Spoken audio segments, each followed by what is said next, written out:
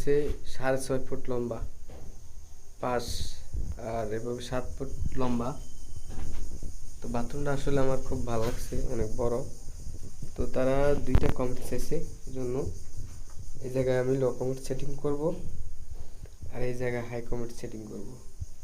তো ফাইনালি কাজ করতেছি যে এই জায়গায় একটা ট্যাপের পয়েন্ট রাখছি, এই জায়গায় লো ডাউনের পয়েন্ট রাখছি, আর এটা দেব হাই কমেন্টের পিছনে পুশ পাওয়ার ডান দিক থাকবে, আর এটা হয়েছে হাই কমেন্টের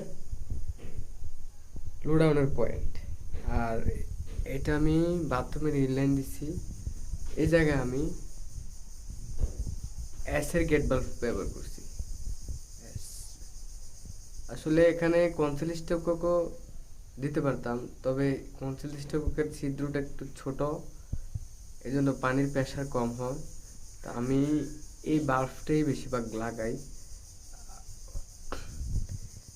আর এদিকে কোনো পয়েন্ট রাখি নাই। তো এটা মাপ নিচ্ছি আমি আপনার 3 ফুট ছাড়ছি কম্পিউটারের জন্য, আর বেসিনের জন্য ছাড়ছি 2 ফুট। তারপরে বাকি 3 ফুট পাইছি ওই জায়গায় মেডেল করে এই শাওয়ার কনসিল কাটছি।